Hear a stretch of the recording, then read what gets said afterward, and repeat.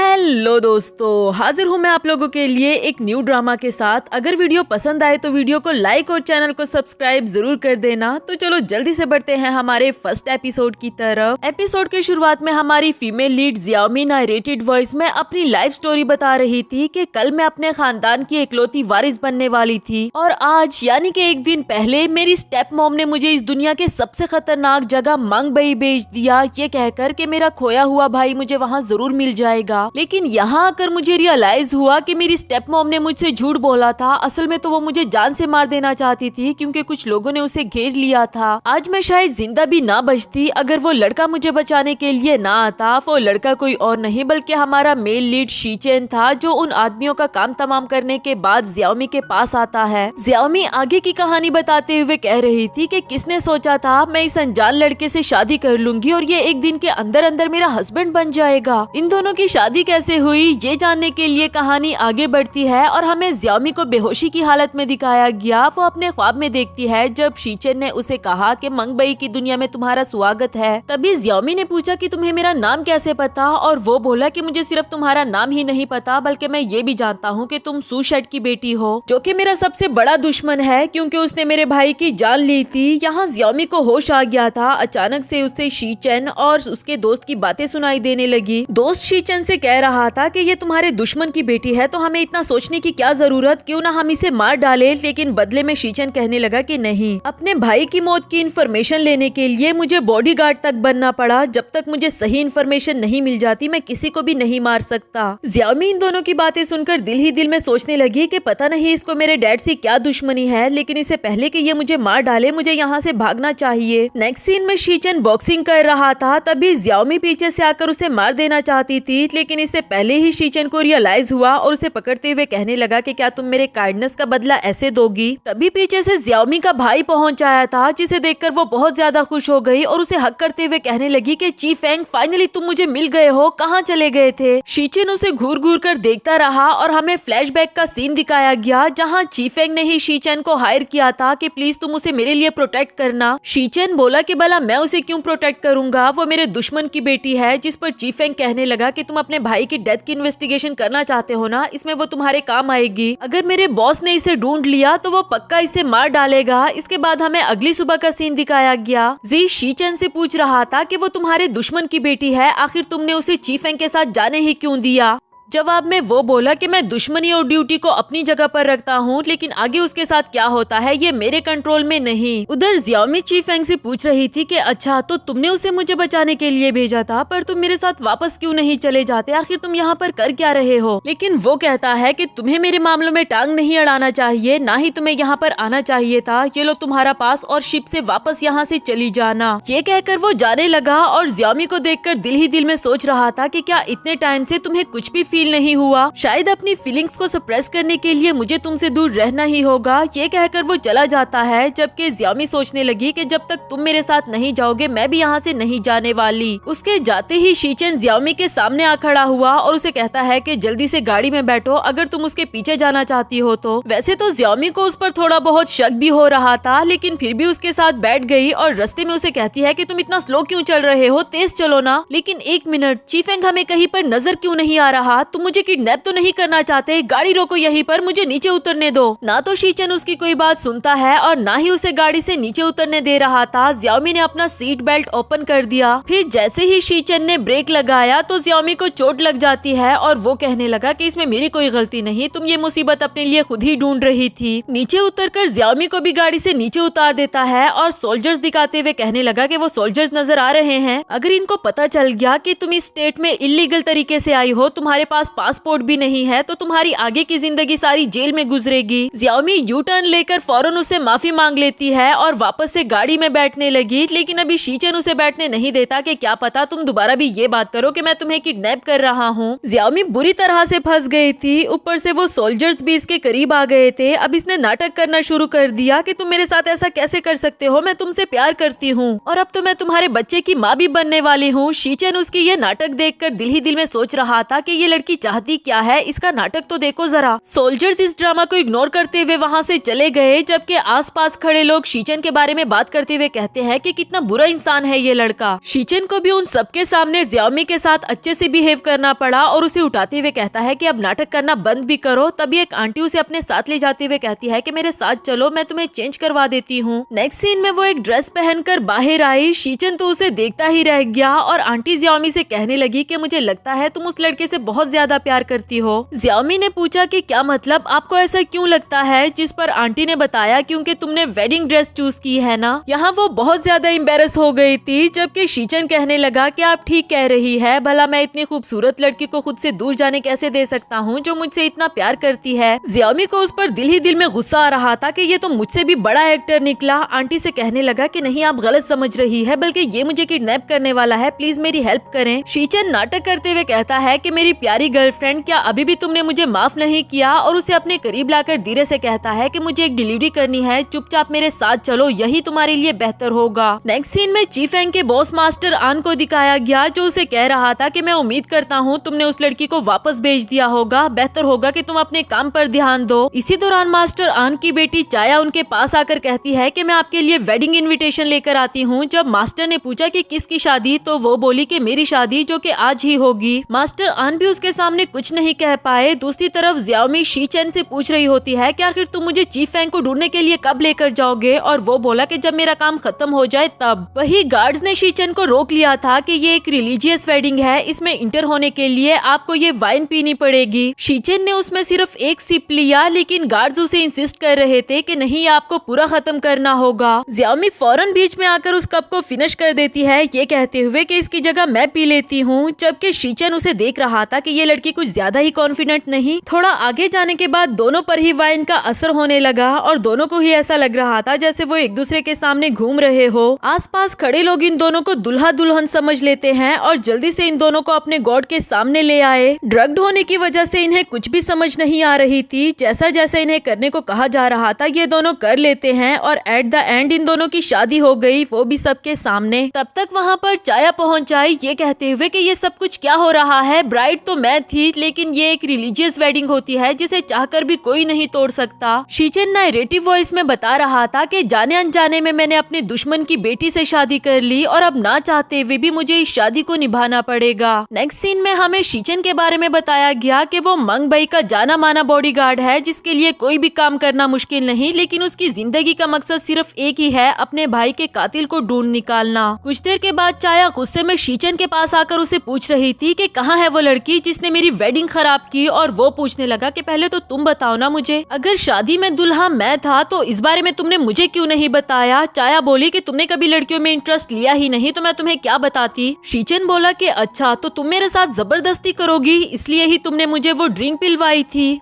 चाया ने जब जियाओमी को देखा तो वो तो इसे मार देना चाहती थी, लेकिन शीचन बोला कि ये मेरी वाइफ है और सब लोग ये बात अच्छे से जान चुके, अब तो तुम इसे मेरे घर से भी नहीं निकाल सकती। इसके बावजूद भी चाया उसे वार्न करते हुए चली गई कि तुम्हें इस लड़की से प्यार नहीं होना चाहिए, वरना तो तुम जानते हो ना कि मैं किसकी बेटी हूँ। उसके जाने के बाद शीचन जियाओमी के फेस पर पानी गिराकर उसे उठा देता है और उसे अपनी शादी के बारे में बताया, जबकि वो कहने लगी कि तुम्हें इस शादी को सीरियस लेने की जरूरत नहीं, हम दोनों ही ड्रग थे। मगर वो बोला कि ये यहाँ की रिलीजियस वेडिंग है जिसे कोई भी नहीं तोड़ सकता। जियाओमी बोली कि जो भी है मुझे चीफेंग को ढूंढने के लिए जाना होगा और उठकर वहाँ से जाने लगी। शीचन उसे रोकते हुए कहता है कि चीफेंग जिस ऑर्गेनाइजेशन में काम कर रहा है उन लोगों का शिकार असल में तुम हो, अगर तुम इस घर से बाहर गई तो तुम मारी जाओगी। जियाओमी को समझ नहीं आती कि आखिर वो लोग मुझे क्यों मारना चाहते हैं, जिस पर शीचन बोला कि ये सवाल तुम मुझसे नहीं बल्कि अपने डैड से पूछो, ये लोग कॉल करो। जियाओमी बोली कि मेरे फादर कोमा में है, मैं उनसे कैसे बात कर सकती हूँ, लेकिन एक मिनट, पहले तुमने मुझे किडनैप किया, फिर तुमने मुझसे शादी की, कहीं इसका मतलब ये तो नहीं कि तुम मेरी ब्यूटी की तरफ अट्रैक्ट हो रहे थे। इस पर शीचन खड़ा होते हुए कहने लगा कि वैसे ये आइडिया अच्छा है और उसके करीब जाते हुए अपनी शर्ट उतारने लगा। साथ ही साथ उसे कहता है कि अब तुम्हारे पास यहाँ से भागने का कोई रास्ता नहीं, या तो तुम्हें मेरी वाइफ बनना होगा या फिर तुम मारी जाओगी। जियाओमी उसे अपने करीब आने से रोकने के लिए कहती है कि अच्छा ठीक है, मैं तुम्हें सच बता देती हूँ, मैं सूशेट की बेटी नहीं हूँ, बल्कि मुझे सिर्फ उनकी बेटी बनने के लिए हायर किया गया था। इवन के उसकी वाइफ ने ची फेंग को ढूंढने में मेरी मदद भी की। मैं जानती हूँ कि मेरी हरकतें जरा अजीब है, लेकिन फिर भी मुझे तुमसे झूठ नहीं बोलना चाहिए था। शीचेन उसकी ये बातें सुनकर कहता है कि शुक्र है तुमने माना तो सही कि तुम्हारी हरकतें जरा अजीब है, लेकिन अगर तुम जिंदा रहना चाहती हो तो फिलहाल तुम्हें इस शादी में बंद कर रहना होगा। आगे क्या करना है इस बारे में हम बाद में सोचेंगे। और हाँ, मेरी इजाजत के बगैर इस घर से बाहर मत जाना, वरना तो तुम जानती हो ना तुम्हारे साथ क्या होगा। नेक्स्ट सीन में जी उससे पूछ रहा था कि आखिर तुम्हारी इस लड़की से शादी हुई कैसे, जिस पर उसने बताया कि ये सब तो चाया की मेहरबानी है, वरना तुम्हें क्या लगता है कि मैं अपने दुश्मन की बेटी से शादी करूंगा। खैर, हमें फिर भी इन्वेस्टिगेशन करवानी पड़ेगी कि वो सच में सुशेट की बेटी है भी या नहीं। इस पर जी कहने लगा कि मुझे एक बात समझ में नहीं आई, ची फेंग उसे यहाँ से दूर भेजना चाहता है, मास्टर आन उसे मारना चाहता है और तुम उस लड़की से नफरत करते हो, लेकिन फिर भी तुमने उससे शादी कर ली। इसी दौरान इन दोनों को जियामी के हंसने खेलने की आवाजें सुनाई देने लगी तो शीचेन बोला कि बकवास बंद करो और जाकर देखो वो लड़की क्या कर रही है। जबकि वो ये कहते हुए भाग गया कि तुमने उस लड़की से शादी की है तो जाकर खुद ही उसे देखो। शीचेन ने जब अंदर जाकर देखा तो वो पानी का पाइप अंदर लाकर उसे बात ले रही थी। अब शीचेन उसे क्या ही कहता, वो दूसरी तरफ मुंह करके इसे अपने रूम में जाने के लिए कह रहा था। जियामी भी वहाँ से जाने ही लगी कि अचानक से उसका पैर स्लिप हो गया। शीचेन उसे गिरने से बचाने के लिए पकड़ लेता है और इसी के साथ हमारा फर्स्ट एपिसोड यहाँ पर खत्म हुआ। हेलो दोस्तों, तो बढ़ते हैं इस सीरीज के सेकंड एपिसोड की तरफ। अगर वीडियो पसंद आए तो वीडियो को लाइक और चैनल को सब्सक्राइब जरूर कर देना। एपिसोड की शुरुआत बिल्कुल उसी सीन से होती है जहां शीचेन ने जियामी को गिरने से बचा लिया था और जियामी उसकी तरफ अट्रैक्ट होने लगती है कि तभी बीच में जी पहुंच जाया। उसे देखकर ये दोनों एम्बैरस हो जाते हैं। शीचेन ने जियामी को उसके रूम में जाने के लिए कहा, जबकि वो सोच रही थी कि मैं पागल तो नहीं हो गई, उसकी तरफ अट्रैक्ट क्यों हो रही थी। नेक्स्ट सीन अगली सुबह का दिखाया गया जहाँ जियामी चोरी छुपे घर से बाहर जा रही थी। शीचेन ने उसे देख लिया था और रोकते हुए कहने लगा कि तुम कहाँ जा रही हो। जियामी उसे खुद से दूर करते हुए कहने लगी कि देखो, कल रात जो कुछ भी हुआ वो एक एक्सीडेंट था, मैं ऐसा कुछ भी नहीं चाहती थी, तुम मुझे बांध कर नहीं रख सकते घर में। जिस पर शीचेन बोला कि मैं तुम्हें बांध कर नहीं रख रहा, लेकिन जब तक तुम यहाँ पर हो तब तक मैं हस्बैंड होने की ड्यूटीज पूरी करना चाहता हूँ। जियामी इस बात पर भड़क पड़ी थी कि अच्छा, कल रात मुझे साबुन से बाल धोने पड़े थे, तुम्हें ये ख्याल तो नहीं आया कि अपनी वाइफ को जरूरत का सारा सामान दिया जाए। जबकि शीचेन उसे कहने लगा कि ये तुम्हारी किस्मत कि तुम्हारी शादी किसी अमीर लड़के से नहीं हुई, मैं यहाँ तुम्हें खाने को दे सकता हूँ, तुम्हें प्रोटेक्ट कर सकता हूँ, अगर इसमें तुम खुश नहीं तो घर में नौकरानी की तरह भी रह सकती हो। तब तक जी पहुँच आया था जो अनकंट्रोलेबली जियामी से टकरा जाता है ये कहते हुए कि मैं सामान ले आया हूँ। जियामी को तो शीचेन ने पकड़ लिया था, जबकि जी उसे वो सामान देते हुए कहता है कि ये तुम्हारे लिए शीचेन ने मंगवाया। शीचेन वहाँ से चला जाता है ये कहते हुए कि इस पर नजर रखना, ये घर से बाहर ना जाने पाए। जियामी भी दिल ही दिल में काफी शर्मिंदा हुई कि मैंने बगैर सोचे समझे उसे कितना कुछ कह दिया था। इसके बाद वो घर में काम करते हुए जी को भी देख रही थी कि कहीं उसने मुझ पर नजर तो नहीं रखी हुई। मौका देखकर वो फौरन घर से बाहर भाग गई, लेकिन असल में जी ने भी उस पर नजर रखी हुई थी और वो फौरन से शीचेन को भी बता देता है। नेक्स्ट सीन में वो बाजार में घूम रही थी कि पता नहीं ये ची फेंग मुझे कहाँ पर मिलेगा, जबकि शीचेन उसे देखकर जी से कह रहा था कि पहले इसे अपने लिए कब्र खुद खोद लेने दो, तभी इसे पता चलेगा कि मैं इसे प्रोटेक्ट कर रहा हूँ। जियामी ने भी जब अपने अराउंड देखा तो उसे पता चला कि काफी सारे लोगों ने उस पर नजर रखी हुई है और तभी उसे शीचेन की बात याद आती है कि बाहर सारे लोग तुम्हारे खून के प्यासे हैं, इसीलिए तुम्हें घर में रहना चाहिए। देखते ही देखते वो लोग इसे किडनैप करके साइड पर ले आए थे, जबकि वो चीखते चिल्लाते हुए कहती है कि प्लीज मुझे छोड़ दो, मैंने तुम लोगों का क्या बिगाड़ा है। इसी दौरान जी उन लोगों को डिस्ट्रैक्ट करते हुए अपने पीछे भगा देता है, जबकि शीचेन जियामी के पास आ गया था और उसे कहता है कि मैंने कहा था ना घर से बाहर मत जाना। वो भी काफी ज्यादा शर्मिंदा थी कि प्लीज सिर्फ इस बार मुझे बचा लो, इसके बाद मैं वादा करती हूँ कि तुमसे पूछे बगैर घर से बाहर नहीं निकलूंगी। शीचेन भी उसे छुड़ा देता है और उसके बाद उसे अपने बैग पर उठाते हुए वहाँ से वापस ले जा रहा था। इसी दौरान जियामी ने उससे सवाल किया कि तुमने इस बार मुझे कैसे ढूंढा। खैर, तुमने मेरी जान बचाई, मैं भी तुम्हारी मदद जरूर करूंगी जब मैं ची फेंग को यहाँ से घर वापस भेज दूँ। इस पर वो कहने लगा कि चलो देखते हैं तुम मेरे किस काम आ सकती हो। उन दोनों को जाते हुए चाया ने देख लिया था और वो अपने आदमियों से कहती है कि फिलहाल इन्हें जाने दो, इनके पीछे जाने की कोई जरूरत नहीं। नेक्स्ट सीन में जियामी शीचेन के बारे में सोच कर खुश हो रही थी और दिल ही दिल में कहती है कि क्या इन लोगों की तरफ वेडिंग नाइट का कोई सीन नहीं होता क्या। तब तक वहाँ पर शीचेन आ पहुँचा था। उसे लड़कियों की जरूरत का कुछ सामान देता है जो कि उसको चाहिए था और फिर वहाँ से चला गया। इसके बाद वो जी के साथ मिलकर अपनी वो इन्फॉर्मेशन देख रहा था जो कि उसने अपने भाई के कातिल को ढूंढने के लिए कलेक्ट की थी और उसे समझ नहीं आती कि क्या जियामी सच में सुशट की बेटी होगी या फिर वो झूठ बोल रही है। नेक्स्ट सीन अगली सुबह का दिखाया गया, जहाँ जियामी ने सुशन की आवाज सुनी तो उसके पीछे जाकर उसे पूछने लगी कि तुम कहाँ जा रहे हो, मैं भी तुम्हारे साथ जाना चाहती हूँ। और वो बोला कि मुझे एक ड्यूटी परफॉर्म करनी है, तुम मेरे साथ नहीं जा सकती क्योंकि तुम्हारे पास पासपोर्ट नहीं है, तो कोई भी मसला हो सकता है, इसलिए तुम घर में रहो। जियामी सैड हो जाती है कि मैं यहाँ बोर हो जाऊंगी और अगर मुझे अचानक से तुम्हारी जरूरत पड़ गई तो फिर मैं क्या करूंगी। इस पर शीचन ने बताया कि मैंने घर में कैमरास लगवाए हुए हैं, तुम उसके थ्रू मुझे कॉल कर सकती हो जब भी तुम्हें मेरी जरूरत पड़े। मैं तुम पर नजर नहीं रख रहा, लेकिन तुम्हारी सेफ्टी के लिए मुझे ये करना पड़ा। इसके बाद शीचन वहाँ से चला जाता है और जियामी घर में बोर हो रही थी। बार बार वो बहाने से शीचन को कॉल कर रही थी कि मैं बस कैमरा चेक कर रही हूँ। आखिरकार तो शीचन ने उसे डांट दिया, जिस पर उसका मुंह बन जाता है, लेकिन तभी उसकी नजर एक पियानो पर पड़ी। ये उसके लिए खुशी की बात थी और फिर फौरन उसे बजाना शुरू कर देती है। जबकि दूसरी तरफ शीचन ने मास्टर आन पर नजर रखी हुई थी, जी भी उसके साथ होता है। कुछ देर के बाद उसे ख्याल आया कि काफी ज्यादा खामोशी हो गई है, वो लड़की ठीक तो होगी ना, इसलिए वो अपने फोन के थ्रू उसे देखने लगा। और जब उसने देखा कि वो पियानो बजा रही है तो शॉक्ड हो गया, क्योंकि ये ट्यून उसके लिए जानी पहचानी थी और वो दिल ही दिल में कहने लगा कि ये तो वही लड़की है। तभी उसने देखा कि घर के बाहर मंगबई की आर्मी पहुंच आई है, तो उसने जियामी को फौरन से चुपने के लिए कहा। जियामी भी उसकी बात मानकर चुप गई। इधर वो जी से कहता है कि जियामी खतरे में है, हमें वापस जाना होगा, मगर वापस जाने से पहले ही इन दोनों को घेर लिया गया था। उधर वो ऑफिसर कहता है कि हमें पता चला यहाँ पर कोई इलीगल तरीके से रह रहा है, इवन कि उसने जियामी को भी ढूंढ निकाला था और उसे कहता है कि शायद तुम चाइना से आई हो, तुम्हारा पासपोर्ट कहाँ है। पासपोर्ट ना होने की वजह से उसके साथ जबरदस्ती करने लग गया, लेकिन एंड टाइम पर वहाँ शीचन पहुँच आया जो उसे इससे दूर कर देता है। और जब ऑफिसर ने पूछा कि ये तुम्हारी क्या लगती है, तो उसने बताया कि ये मेरी वाइफ है। ऑफिसर उसे जियामी का पासपोर्ट मांग रहा था, जिस पर शीचन ने उसे पैसों से भरा हुआ बैग पकड़ा दिया। ऑफिसर भी लालच में आ जाता है, लेकिन जियामी को गंदे तरीके से घूरते हुए कहने लगा कि ये लड़का तुम पर काफी खर्च कर रहा है, आखिर एक दिन का कितना चार्ज करती हो। इस पर शीचन ने उसे थप्पड़ दे मारा। ऑफिसर को उसकी इस हरकत पर काफी ज्यादा गुस्सा आ गया था और उसे पकड़कर अपने साथ ले जाने वाला होता है कि तभी उसके एक सोल्जर ने बताया कि ऑफिसर जनरल ग्वान की कॉल आ रही है। कॉल अटेंड करने के बाद वो शीचन से पूछ रहा था कि आखिर तुम्हारा जनरल ग्वान के साथ क्या रिलेशनशिप है, जबकि शीचन ने उसे अपने घर से दफा होने के लिए कहा। उन लोगों के जाने के बाद जियामी शीचन से सॉरी करती है कि मेरी वजह से तुम्हें इस मुसीबत को झेलना पड़ा, मगर मैं वादा करती हूँ कि मेरा पासपोर्ट मिल जाने के बाद मैं चीफेंग को लेकर यहाँ से चली जाऊंगी। शीचन बोला कि मैंने डिसाइड कर लिया तुम्हें पासपोर्ट और चीफेंग को ढूंढ कर देने का, वो भी सिर्फ इसलिए क्योंकि तुम्हें पियानो बजाना आता है। जियामी भी उसकी ये बात सुनकर हैरान हो गई कि आखिर इसका पियानो के साथ क्या लेना देना। साथ ही हमें फ्लैशबैक से 3 साल पहले का सीन दिखाया गया।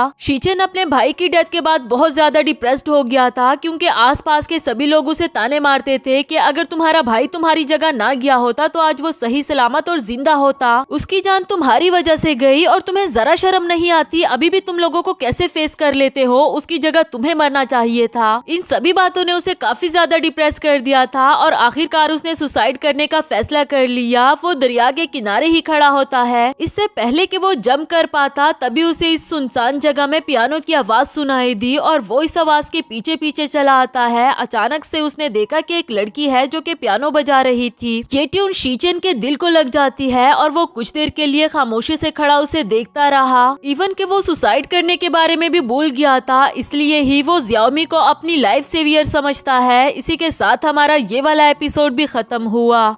हेलो दोस्तों, तो बढ़ते हैं इस सीरीज के 3rd एपिसोड की तरफ। अगर वीडियो पसंद आए तो वीडियो को लाइक और चैनल को सब्सक्राइब जरूर कर देना। एपिसोड के शुरुआत में जी शीचन से बातें कर रहा था, जबकि वो जियामी के बारे में सोच रहा होता है और फिर जी से पूछने लगा कि क्या तुमने मेरे अंकल से कांटेक्ट किया था। वो बोला कि हाँ, जनरल ग्वान की वजह से ही तो हम सबकी जान बची और फिर तुम भी मुझे बीच रास्ते में छोड़कर चले गए थे सिर्फ जियामी के लिए, कहीं तुम्हें उससे प्यार व्यार तो नहीं हो गया ना। इसी दौरान लाइट चली गई और दूसरी तरफ से जियामी के चीखने की आवाज सुनाई दी, तो शीचन कैंडल लेकर उसके पास चला जाता है और उसे बताया कि यहाँ पर कभी कभी लाइट चली जाती है, तुम्हें परेशान होने की जरूरत नहीं। साथ ही उसे एक गन देते हुए कहता है कि तुम्हें इसकी जरूरत पड़ेगी। जियामी उस गन को देखकर डर गई कि नहीं, मुझे नहीं चाहिए। और शीचन बोला कि ये कोई गन नहीं बल्कि लाइटर है, तुम्हें इसकी जरूरत पड़ सकती है। लेकिन वो फिर भी लिए बगैर रूम में भाग गई। अंदर जाकर भी वो शीचन के बारे में ही सोच रही थी कि किसने सोचा था ये खड़ूस लड़का इतना केयरिंग भी हो सकता है। उधर शीचन भी पियानो पियानो को देखकर जियामी के बारे में सोच रहा था कि जिस लड़की ने आज से 3 साल पहले मेरी जान बचाई थी, मैंने कभी सोचा भी नहीं था कि वो मेरी वाइफ बन जाएगी। तब भी जियामी अपने मॉम डैड के लिए दुआ करते हुए कैंडल्स जला रही थी और शीचन उसके पास वो गन रख के चला जाता है, ये कहते हुए कि ये लाइटर है। जियामी काफी ज्यादा डर गई थी, मगर उसने शीचन का चेहरा नहीं देखा। शीचन को समझ नहीं आती कि आखिर जियामी को मैं याद क्यों नहीं, और पता नहीं वो मेरे भाई के कातिल की बेटी है भी कि नहीं, मुझे उसे नफरत करनी चाहिए या क्या करूं। नेक्स्ट सीन अगली सुबह का दिखाया गया। शीचन ब्रेकफास्ट बना रहा था, जियामी भी उसके साथ खड़ी होती है कि तभी अचानक बाहर से आवाजें सुनाई दी।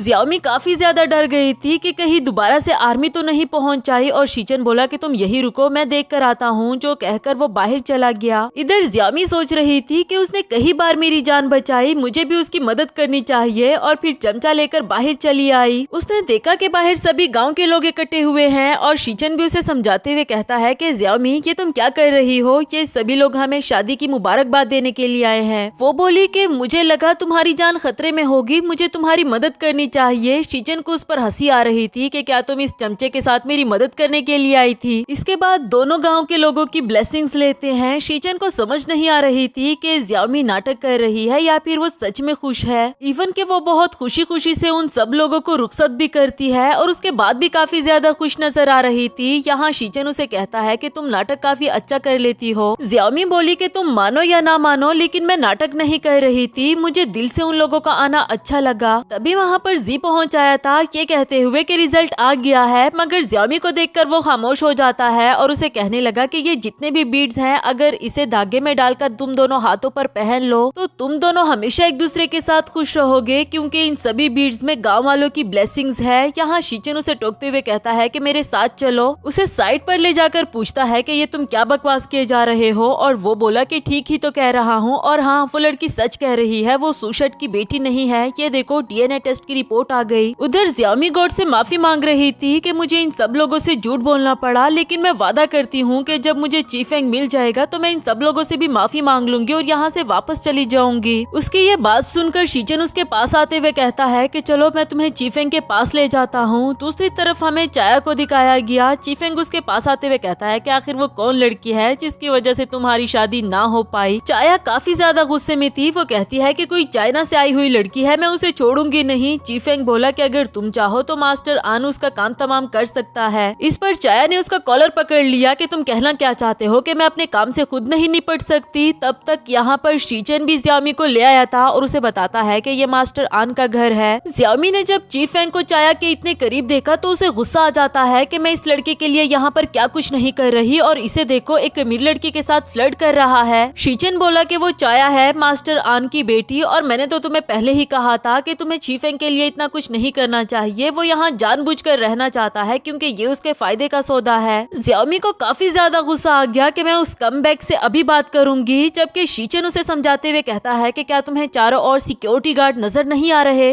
इसके बावजूद भी वो आगे जाकर चीफेंग को आवाज लगा देती है, मगर इससे पहले कि उसे कोई देख पाता शीचन उसे जबरदस्ती उठाते हुए वहाँ से ले आया था। नेक्स्ट सीन में जियामी उसको खुद को गाड़ी से नीचे उतारने के लिए कह रही थी कि देखो तुम्हारी वजह से मेरे हाथ पर चोट आ गई, अब मैं पियानो कैसे बजाऊंगी, जबकि वो बोला कि चोट आई है ना, तुम्हारी जान तो नहीं गई। खैर वो जियामी को गाड़ी से नीचे उतार देता है और ये काफी घना जंगल था। शीचन उसे बता रहा था कि ये बहुत पुराना जंगल है और इसके बारे में कहा जाता है कि यहाँ दो बिछड़े हुए लोग जरूर मिल जाते हैं। जियामी बोली कि चाहे मैं चीफेंग को अपने साथ नहीं ले जा सकती, लेकिन यहाँ आकर मैंने तुम्हें जाना, जी को जाना, तो शायद यहाँ पर आना मेरा फजूल नहीं था। शीचन उसे पूछता है कि क्या अब तुम वापस चली जाओगी, जिस पर वो बोली कि पता नहीं, मैं खुद भी नहीं जानती। उसका ये जवाब शीचन को उदास कर देता है। वो फायरफ्लाइज हाथ में पकड़कर उससे दोबारा पूछने लगा कि क्या तुम गॉड का आंसर सुनना चाहती हो। अगर मेरे हाथ में इवन नंबर ऑफ फायरफ्लाइज हुए तो तुम यहीं पर रह जाना, अगर ओड हुए तो फिर तुम जा सकती हो। उसकी आंखें बंद करवा के ये 3 तक गिनने लगता है और फिर उसे आंखें खोलने के लिए कहा। जब उसने अपना हाथ खोला तो उसमें even even number of fireflies थी, यानी कि वो यहीं पर रह जाए। शीचन बोला कि शायद गॉड भी चाहता है कि तुम यहीं पर रह जाओ। ज़ियाओमी उसे हसरत भरी निगाहों से देख रही थी कि गॉड का तो पता नहीं, पर शायद तुम ऐसा ही चाहते हो।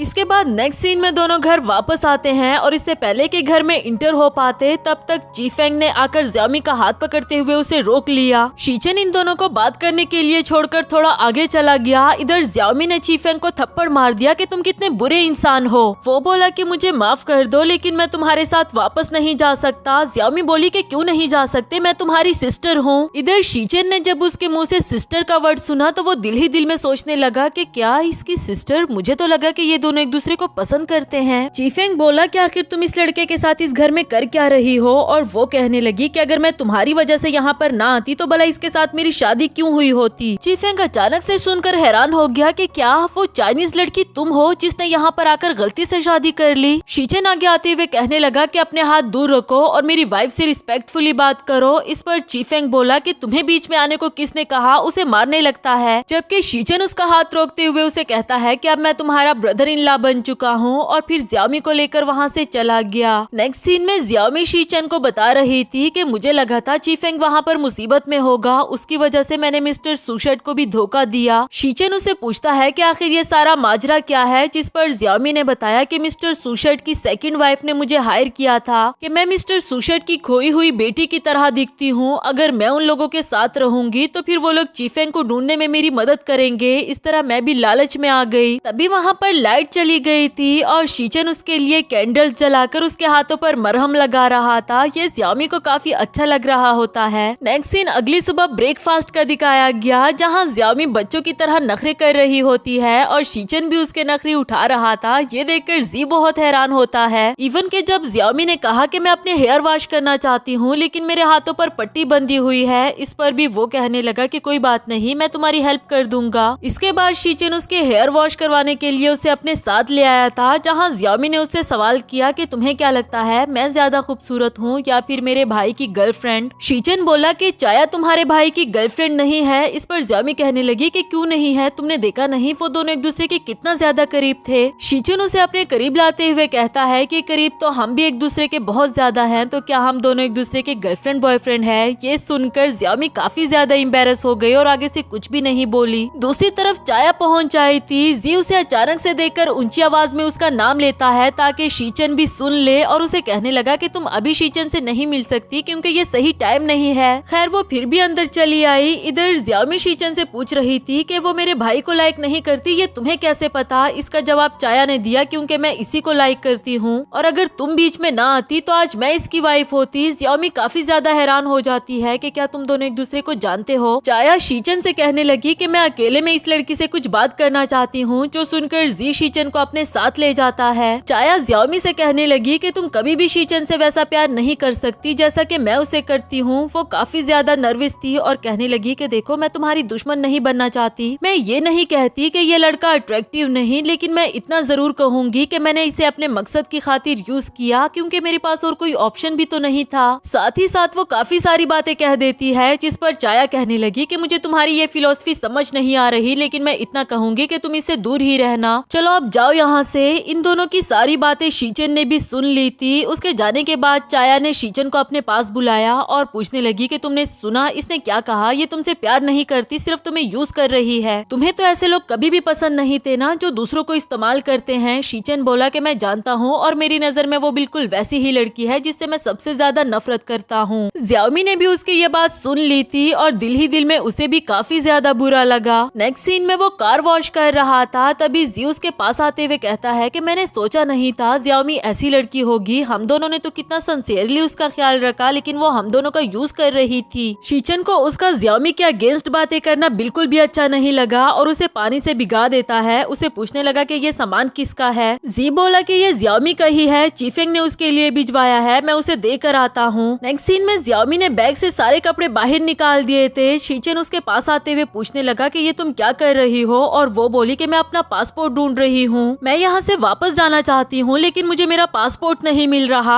आखिर तुम भी तो मुझ जैसी लड़की से नफरत करते हो ना। शीचन बोला कि क्या तुमने मेरी और चाया की बातें सुन ली थी, जिस पर ज़ियाओमी कहने लगी कि हाँ सुन ली थी। साथ ही उसे एक कार्ड पकड़ाती है कि ये मुझे मिस्टर सुशेड ने दिया था इसमें अनलिमिटेड बैलेंस है। शीचन बोला कि भला मुझे इसका क्या करना, और वो कहने लगी कि अगर तुम्हें पैसे नहीं चाहिए तो और क्या चाहिए था मुझसे। शीचन उसे घूर घूर कर देख रहा था कि क्या अभी तक इसे कुछ भी समझ में नहीं आया, और फिर उसे कहने लगा कि अब तो मुझे सच में तुमसे नफरत हो गई है। इसी के साथ हमारा ये वाला एपिसोड भी खत्म हुआ।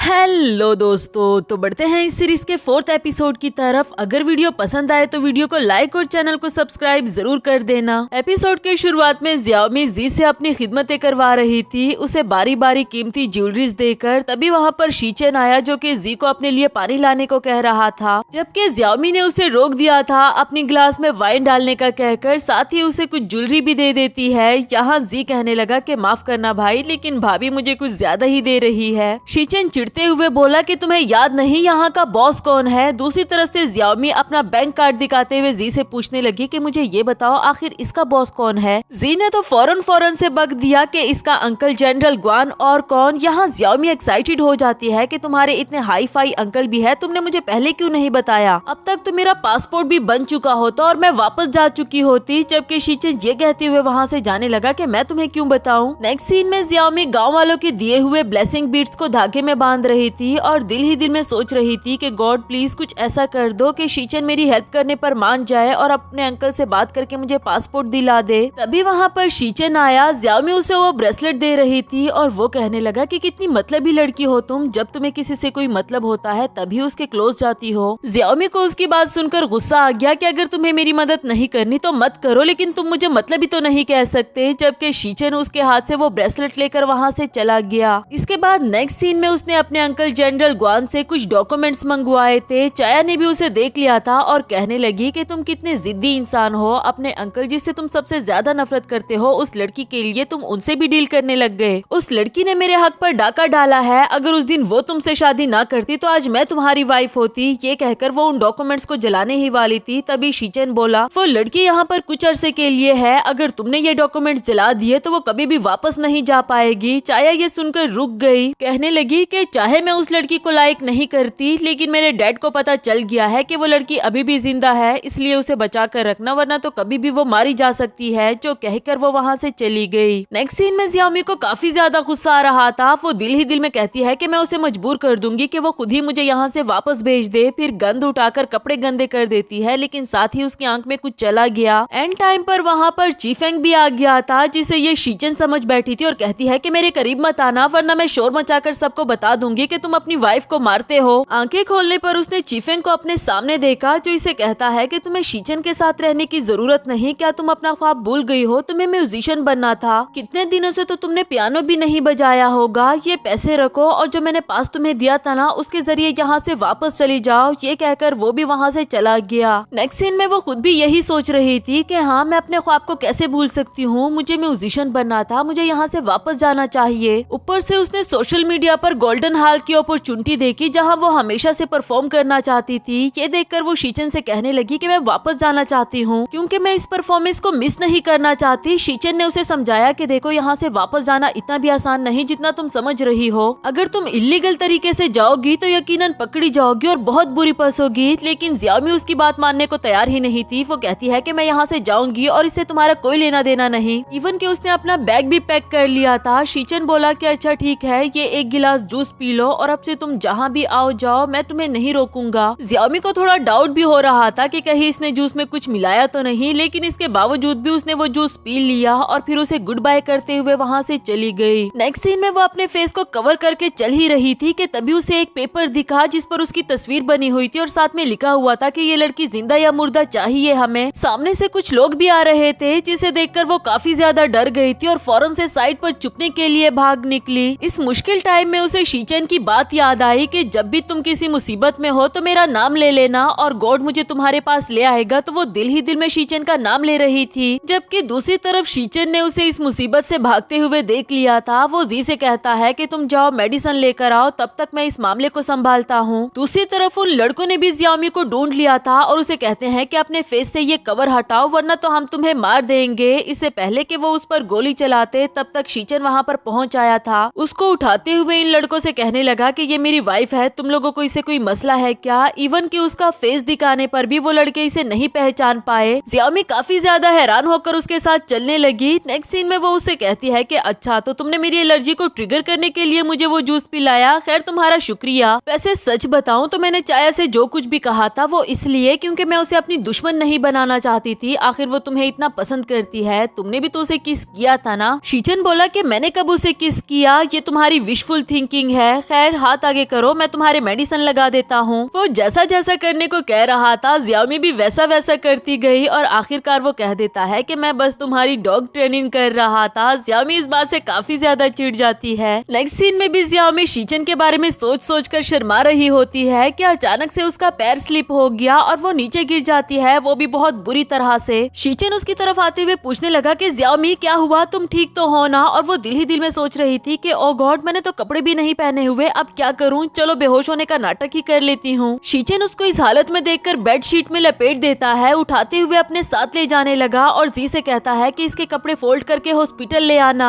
इधर जी सोच रहा था कि जब से इसकी शादी हुई है तब से इसकी लाइफ में कुछ न कुछ इंटरेस्टिंग होता ही रहता है। नेक्स्ट सीन में हॉस्पिटल से वापस आते हुए ज़ियाओमी शीचन से पूछ रही थी कि तुम्हें मेरे रूम में आने की क्या जरूरत थी, मैंने कपड़े भी नहीं पहने थे, तुमने कुछ देखा तो नहीं ना? जवाब में वो बोला कि अब ऐसा तो है नहीं कि मैंने वो कुछ पहले ना देखा हो। ज़ियाओमी को काफी ज्यादा गुस्सा आ गया कि क्या मतलब, तुम ये कहना चाहते हो कि तुमने मुझे पहले भी देखा हुआ है, कितने बदतमीज लड़के हो तुम। घर लौट कर भी ज़ियाओमी को उसी बात पर गुस्सा आ रहा था और शीचन से कहती है कि मैं तुम्हारे टाइप की नहीं हूँ ना, तो तुम भी मेरे टाइप के नहीं हो, इसलिए बेहतर होगा कि हम एक दूसरे से दूर रहे। और वैसे भी मैंने तुम्हें अच्छे से देखा था चाया को किस करते हुए। उसकी ये बात सुनकर शीचन उसके करीब जाने लगा और उसे कहता है कि मुझे अच्छे से देखने दो, शायद मुझे तुम में कुछ पसंद आ जाए। अब जब वो इतना करीब आ गया था तो ज़ियाओमी भी उसे खुद से दूर नहीं कर पाई, इवन के वो अपनी आंखें भी बंद कर देती है। जबकि शीचन बोला कि मैं चाया के बस इतना ही करीब गया था, हम दोनों के बीच में कुछ भी नहीं हुआ। ये कहकर वो चला गया, लेकिन ज़ियाओमी का गुस्सा अभी भी कम नहीं होता। नेक्स्ट सीन में वो अपने रूम में आती है और उसे काफी ज्यादा गर्मी लग रही थी। उसने अपने लिए फैन ऑन किया मगर वो भी ज्यादा टाइम तक नहीं चल पाया और रुक जाता है। अब वो बाहर जा ही रही थी कि तभी वहाँ पर शीचन आया जो कि इसे पूछने लगा कि क्या तुम्हारे रूम का फैन खराब हो गया। वो बोली कि हाँ, तुम्हारे घर में तो सब कुछ लो क्वालिटी का ही पड़ा हुआ है। शीचन उससे इन बातों पर तो कोई बहस नहीं करता मगर उसे कहता है कि क्यों ना तुम मेरे रूम में सो जाओ, क्योंकि मेरा रूम तुम्हारे रूम से कहीं ज्यादा ठंडा है। इसके लिए भी ज़ियाओमी ने मना कर दिया कि क्या पता मुझे तुम्हारे रूम में और ज्यादा गर्मी लगने लग जाए, बेहतर होगा कि मैं थोड़ी देर वॉक पर ही चली जाऊं। शीचन कहता है कि ठीक है तुम्हारी मर्जी, ये कहकर वो चला जाता है। इसके बाद ज़ियाओमी को फ्रिज नजर आया और वो देख रही थी कि फ्रिज से काफी ठंडी ठंडी हवा आ रही है। चेयर लाकर फ्रिज के सामने ही सो गई थी। थोड़ी देर के बाद शीचन ने भी उसकी ये हरकत देख ली थी। दिल ही दिल में इस पर हंसी आ रही होती है और फिर इसको उठाते हुए रूम में ले जाने लगा। नेक्स्ट सीन में चाया को दिखाया गया जो काफी ज्यादा गुस्से में थी। वो चीफेंग से कहती है कि शीचन ने सुशेट की बेटी से शादी कर ली, अब तो हद हो गई है। चीफेंग ने उसे बताया कि नहीं, ये मिसअंडरस्टैंडिंग है, वो सुशेट की बेटी नहीं। जब चाया ने उसे पूछा कि तुम कैसे जानते हो तो वो बोला क्योंकि वो मेरी सिस्टर है, हम दोनों फोस्टर हाउस में एक साथ पले बड़े। चाया काफी हैरान हो जाती है कि अच्छा तो तुम दोनों भाई बहन हो बगैर किसी ब्लड रिलेशनशिप के। चीफेंग बोला कि शायद इससे भी कहीं ज्यादा, क्योंकि वो यहाँ पर सिर्फ मुझे ढूंढने के लिए आई है। दूसरी तरफ ज़ियाओमी को दिखाया गया। आंखें खोलने पर वो सोच रही थी कि मैं शीचन के रूम में कैसे आई। जब वो जाने ही लगती है तो अचानक से उसके ऊपर गिर पड़ी जो कि नीचे सो रहा था। सोते हुए वो ज़ियाओमी को काफी ज्यादा अट्रैक्टिव लगा और धीमी आवाज में कहने लगी कि अगर सच कहूँ तो दिखने से तुम बिल्कुल मेरे टाइप के ही हो। लेकिन सेम टाइम पर शीचन ने अपनी आंखें खोल दी। अब इससे पहले कि ज़ियाओमी उठ पाती शीचन ने उसे रोक लिया था और पूछने लगा कि लेकिन क्या। इसी रोमांटिक सीन के साथ हमारा ये वाला एपिसोड भी खत्म हुआ।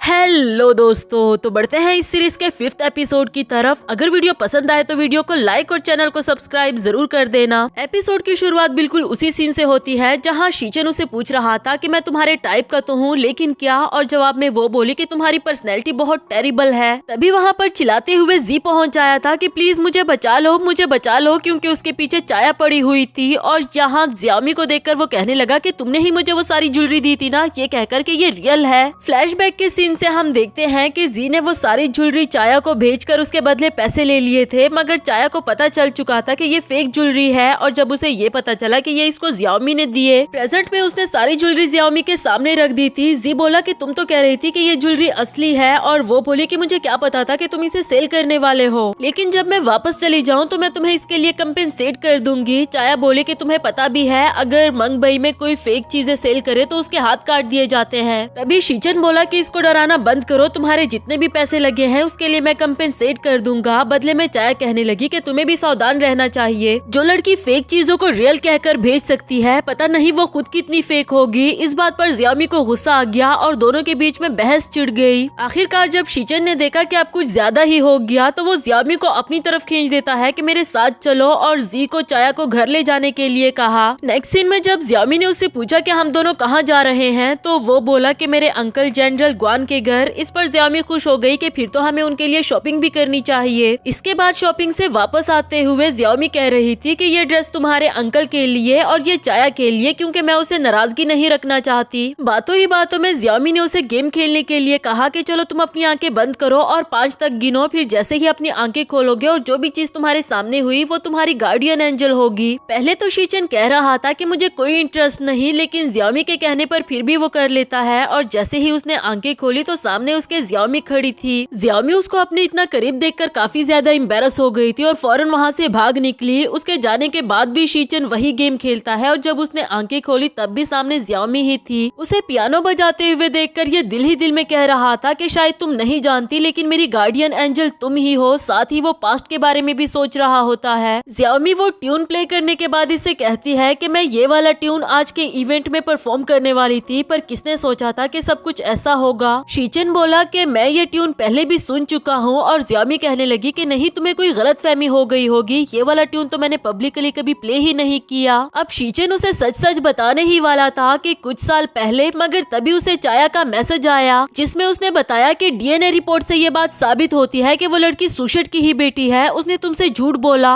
वो मैसेज देखकर शीचन उससे पूछने लगा कि तुम मुझसे कुछ छुपा तो नहीं रही ना कि तुम्हारा सुशेट के साथ क्या रिलेशनशिप है, और वो बोली कि मैं कितनी बार बताऊं, मेरा उसके साथ कोई रिलेशनशिप नहीं। शीचन बोला कि बेहतर होगा तुम मुझसे कुछ ना ही छुपाओ, वरना तो तुम्हारे लिए बहुत बुरा हो सकता है, जो कहकर वहाँ से जाने लगा। इधर जियाओमी को भी गुस्सा आ गया था कि तुम तो मुझे अपने अंकल से मिलाने के लिए लेकर जा रहे थे ना, कितने अजीब इंसान हो तुम, तुम्हारा मूड कभी भी बदल जाता है, तुम मेरे साथ ऐसा नहीं कर सकते। जबकि शीचन जल्दी जल्दी में चाया से मिलने के लिए आया था, अपनी आंखों से वो डीएनए रिपोर्ट भी देख लेता है। चाया बोली कि मैंने वो हंगामा किया ही इसलिए था ताकि मैं उस लड़की का बाल लेकर डीएनए टेस्ट करा सकूं। मेरे डैड जल्दी ही वापस आने वाले हैं, मैं नहीं चाहती कि जब वो उस लड़की को मारे तो तुम्हें इस बात से कोई मसला हो। शीचन बोला कि क्या कभी तुमने ये नहीं सोचा कि तुम्हारे डैड को सुशेट से क्या मसला है, उसकी बेटी को जान से क्यों मारना चाहता है। खैर इस डीएनए वाली बात को तुम सीक्रेट रखना, बाकी वो लड़की मेरा क्या बिगाड़ लेगी ये मैं खुद ही देख लूंगा। जो कहकर वो जाने लगा और जी को भी कॉल करके बता देता है कि उस डीएनए टेस्ट की रिपोर्ट डबल चेक करो। साथ ही वो अपने भाई के बारे में सोचने लगा जब वो उसे कह रहा था कि सुशेट को मंगबई से कुछ माल चाहिए और मैंने सुना है कि उसमें रियल ट्रेजर होगा और उस ट्रेजर को आई ऑफ फूचा कहा जाता है, पर वो सेलर कौन है इस बारे में कुछ भी पता नहीं और मैं चाहता हूँ कि ये डिलीवरी मैं ही करूँ। भाई ने उसे साफ साफ मना कर दिया कि तुम्हें पता भी है ये काम कितना रिस्की है और अगर जाना भी पड़ा तो मैं जाऊंगा, तुम नहीं जाओगे। शीचन ने भी उसकी बात मान ली थी और जब भाई जा रहा था तो शीचन बोला कि मैं आपके वापस आने का इंतजार करूंगा, लेकिन शायद वो कभी भी वापस नहीं आया। नेक्स्ट सीन में जियाओमी को दिखाया गया जो अभी भी उसी जगह पर बैठी हुई थी। तभी चीफेंग उसके पास आकर उसे कहता है कि उस लड़के ने तुम्हें कितना बुली किया और अभी भी तुम उसके साथ रहना चाहती हो, कहीं तुम्हें उससे प्यार तो नहीं हो गया। इस पर जियाओमी उसे सफाई देती है कि भला मुझे उससे क्यों प्यार होने लगा, हम दोनों बहुत डिफरेंट है, मुझे उससे कभी प्यार हो ही नहीं सकता। कहीं न कहीं चीफेंग ठीक ही समझ रहा था, जबकि जियाओमी उसके सवालों से बचने के लिए उठकर वहाँ से जाने लगी कि मुझे भूख लगी है। इसके बाद जियाओमी ने काफी ज्यादा ड्रिंक कर ली थी। वो कहती है कि मुझे कभी भी किसी से प्यार नहीं हो सकता सिवाय उस इंसान से जिसने मेरी जान बचाई थी और मुझे पूरा यकीन है कि कभी न कभी वो मेरे सामने जरूर आएगा। उसकी ये बात सुनकर चीफेंग सोच रहा था कि मैं पिछले 25 साल से तुम्हारे साथ हूँ, तुम्हारा ख्याल रखा, आखिर वो लड़का कौन है और उसमें ऐसी क्या बात है जो मुझ में नहीं। तब तक वहाँ पर शीचन भी पहुँच आया था और इधर जियाओमी कह रही थी कि शीचन तुम कितने बुरे इंसान हो, तुम्हें मेरी जरा भी परवाह नहीं। चीफेंग पूछने लगा कि कहीं तुम्हें उससे प्यार तो नहीं हो गया और वो कहती है कि नहीं, बिल्कुल भी नहीं, वो मेरा सिर्फ बॉडीगार्ड है और कुछ भी नहीं। इवन कि मैं उसकी वाइफ भी सिर्फ तभी बन सकती हूँ जब आसमान से तारे टूट कर गिरे। चीफेंग ने शीचन को देख लिया था और वो जियाओमी से पूछने लगा कि अगर वो तुम्हारे सामने आ जाए तो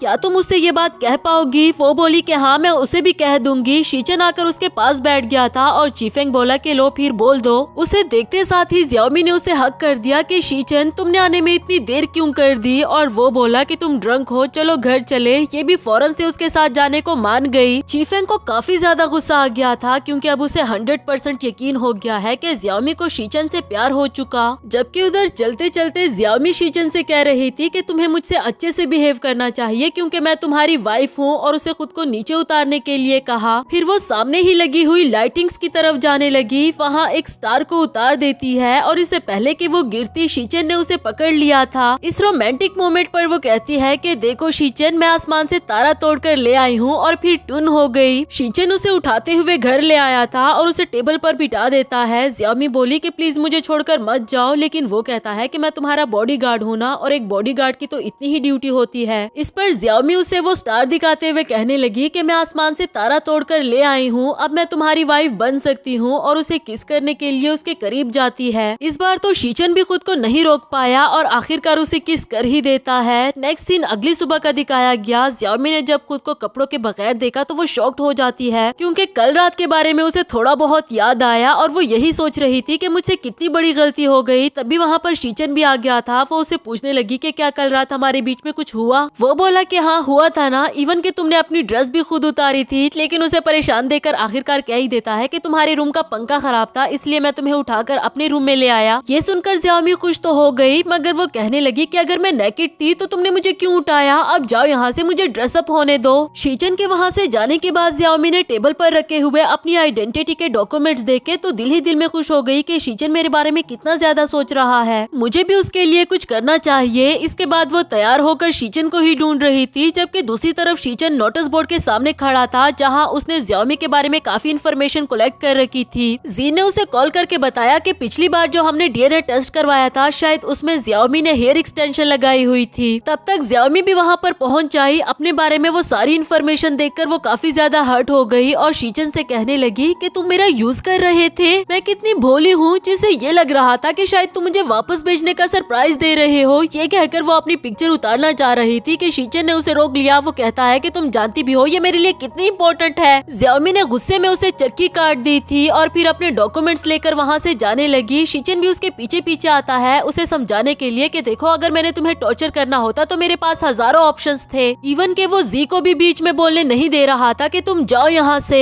कुछ देर के बाद दोनों शांत हो गए और शीचन उसे प्यार से समझाने लगा कि देखो सही टाइम पर मैं तुम्हें वापस भेज दूंगा, मगर फिलहाल तुम्हारा यहाँ पर रहना जरूरी है, मैं तुम्हें अच्छे से प्रोटेक्ट कर सकता हूँ। जियाओमी को अभी भी गुस्सा था। वो कहती है कि मैं तुम्हें अपना हस्बैंड नहीं मानती, जिस पर शीचन कहने लगा कि अच्छा फिर तुम मेरा खाना क्यों खाती हो और मेरे ही घर में क्यों रहती हो। जवाब में जियाओमी बोली कि फिर तुमने मुझे उन लड़कों से क्यों बचाया था, वहीं पर मरने क्यों नहीं दिया। और शीचन कहता है क्योंकि मैं नहीं बर्दाश्त कर सकता। ये कहकर उसे फोर्स किस कर दी। जियाओमी ने पहले तो उसे खुद से दूर किया मगर बाद में खुद ही उसे किसिस करने लगी। यहाँ दोनों ही रोमांटिक होने के साथ साथ फिजिकल हो गए थे और हमें कुछ देर बाद का सीन दिखाया गया जहाँ शीचन बेड से उठकर उसे कहता है कि अगर तुम यहाँ से वापस जाना चाहती हो तो मैं तुम्हें नहीं रोकूंगा, और अगर तुम रुकना चाहती हो खैर छोड़ो, मैं जी को कह दूंगा, वो तुम्हें छोड़ आएगा। जो कहकर वो चला गया। इसके बाद वो जी को भी कह देता है कि अगर वो जाना चाहे तो उसे छोड़ आना, ये भी उसे दे देना, इसको वो अपना गिफ्ट समझ ले। वो कहाँ जा रहा है इस बारे में जी के पूछने के बावजूद भी नहीं बताया और वहाँ से चल दिया। नेक्स्ट सीन में मास्टर आन को दिखाया गया। चीफेंग उनसे पूछ रहा था कि क्या आपको वुचा आई मिल गई, तो वो बोला कि वुचा आई तो कभी गुमी ही नहीं थी, ये तो सिर्फ एक नाटक था जो शायद इस लड़की से भी ज्यादा आसान था। उसके सामने जियाओमी की पिक्चर्स फेंक दी कि शायद अब इस लड़की से मुझे खुद ही डील करना होगा। चीफेंग ने मैसेज करके शीचन को बताया कि मास्टर आन जियाओमी को ढूंढने के लिए तुम्हारे घर आ रहा है और वुचा आई तो कभी गुमी ही नहीं थी बल्कि वो उसके पास है। इवन के शिप के एक्सीडेंट के पीछे भी मास्टर आन का हाथ था और सबूत मिटाने के लिए वो जियाओमी को मारना चाहता है। शीचन ने उसके मैसेजेस देखकर फौरन से जी को कॉल किया और उसे बताया कि जियाओमी को जल्द से जल्द वहाँ से ले जाओ, मास्टर आन उसके पीछे आ रहा है। जी ने ये सारी बात जियाओमी को बताई कि हमारे पास ज्यादा वक्त नहीं, मेरे साथ चलो, मास्टर आन पहुँचने ही वाला होगा। जबकि जियाओमी कहने लगी कि रुको, मेरा अंदर कुछ रह गया। वो अंदर जाकर टाइम वेस्ट कर रही थी। जी को समझ नहीं आती कि आखिर ये लड़की कर क्या रही है, इसे मेरी बातें समझ क्यों नहीं आ रही। आखिरकार वो कह ही देती है कि मैं मजीद शीचन के लिए मुसीबत नहीं बनना चाहती, अब मैं हर मुसीबत को खुद ही देखना चाहती हूँ। बाहर गाड़ी रुकने की आवाज सुनाई दी और जी हाथ में डंडा लेकर उसकी तरफ बढ़ने लगता है। इसी के साथ हमारा ये वाला एपिसोड भी खत्म हुआ। अगर आप लोगों को ये ड्रामा पसंद आया तो इसके बाकी के सारे एपिसोड्स आपको मेरे दूसरे चैनल के ड्रामा मैक्स पर मिल जाएंगे, जिसका लिंक मैंने कमेंट सेक्शन में पिन कर दिया है। तो जल्दी से जाकर लिंक पर क्लिक करके ड्रामा के बाकी के एपिसोड्स को भी एंजॉय करें और हाँ, चैनल को सब्सक्राइब करना बिल्कुल भी मत भूलना।